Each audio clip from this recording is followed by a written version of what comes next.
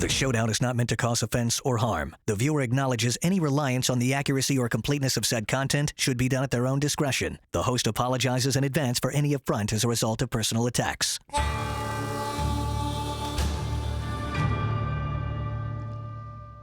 Time now for the showdown with Rob Parker of MLBBro.com. Rob, welcome back. How are you? We did this before. I'm surprised you decided to come back.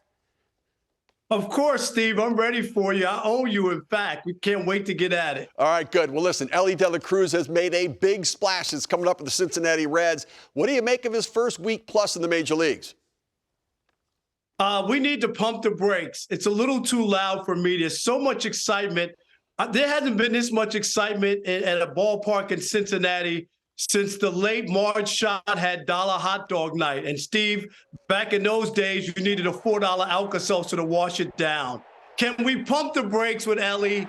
He's been his last 7 games, he's batting 185 with no home runs. And I'm not saying that the kid is not electric, but I think we're going overboard.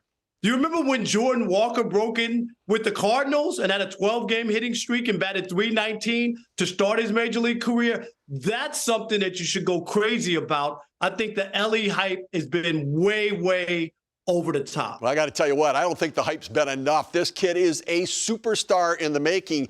Pat Kelly, his AAA manager, has said he's managed and coached 3 Hall of Famers, and this is the best young player he's ever seen. This kid can do it all. He can run, he can hit for power, he's got great hands, he's got a great arm, he's got all the tools to be a superstar.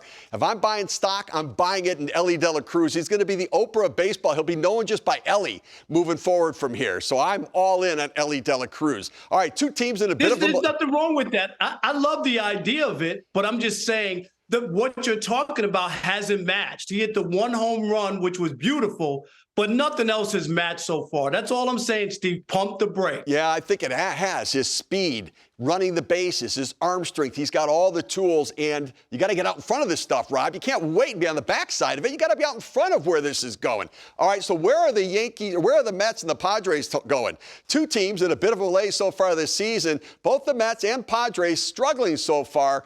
Do either of these teams make the postseason?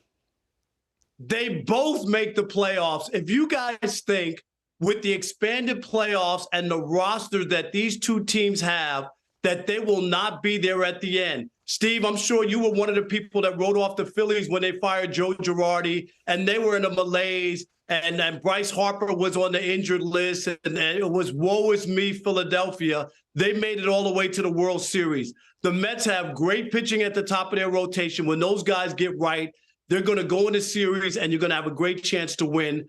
And the Padres lineup is just too deep for me to believe that that team will not turn it around. Both teams will make the postseason. Wow. I think you got to pump the brakes on both the Padres and Mets a little bit there, Rob. I mean, listen, you've got the Marlins and the Giants and the Phillies in front of them right now. You've got all kinds of teams that are playing better than them. They've got to leapfrog multiple teams. And you're right. The Brewers are in front of them, too. The Cincinnati Reds with Elly De La Cruz are in front of both the Padres and Mets right now, too. I'm not convinced they can both get in. I think one has a chance, but I don't know that 2 of them are with so many teams in front of them that they're going to have to leapfrog to get there. So we shall see where it goes. All right, Garrett Cole, impressive outing yesterday. He and Verlander were both great. The impact for Cole with the Yankees, has it been worth his 9 years, $324 million? It hasn't been, only from this standpoint. He's been great in the regular season. He's 7-1 this year. You talked about his outing last night. But they brought him here from Houston to win championships and to be that guy in the big games in the postseason. And he has a chubby postseason ERA of 6.47. You're not winning a World Series when your ace has an ERA that big. I mean, I know he's 4-2 in the postseason, but he hasn't had the starts that they need him to be and that guy. I mean, so until further notice or until he can capture a World Series and pitch the way he did in Houston, where he helped them win a championship, that's when Garrett Cole's real worth will be able to be, you'll be able to validate it. Because at this point, the regular season is not that important to me. if you're signing a pitcher for that kind of money. Boy, I feel like I'm talking to Chris Russo right now. It's all about the postseason. Garrett Cole's been worth it, and he may opt out after 2024 as well. He's been everything they need to be the ace of the staff.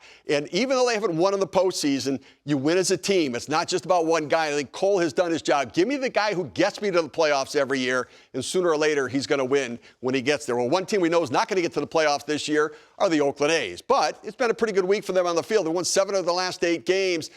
You seem to have more faith in the green and gold than the rest of us. How come? It's not that. It's that the last time me and you were together, you were telling me that they weren't going to even win 40 games, that it was the worst team you had ever seen. And I tried to tell you that the late, great Sparky Anderson, of course, the Reds manager and Tigers manager, always said that every team in baseball wins 40, loses 40, and it's the middle 62 that you try to determine who's a great team. So I'm just trying to tell you that you were way off on this team. A lot of young guys, they're playing better now as time goes on. They will not have the worst record in the history of baseball. The New York Mets will still hold on to that. So I'm not buying that they were as terrible as you told me they would be, because you thought they wouldn't even win 30-something games. All right, so here's the thing. Listen, this is the show about numbers. So it's win 50, lose 50, and then the other 62. But here's the thing. They're not going to win 40. They had a good winning streak, but a good winning streak got them to a 19-51 record. Now, you're right. The Royals may end up with a worse record than the Oakland A's right now. But I'm still sticking to the fact I don't think they're going to get to 40 wins, and we're going to have potentially 2 teams setting the threshold for the worst seasons in baseball history. All right, Rob, thanks so much for this. A lot of fun, as always. Can't wait for the next time to be able to showdown with you. No doubt, and I'm going to call Columbia and give the degree back since I can't get my math right. All right, listen, pump the brakes on all of that, by the way.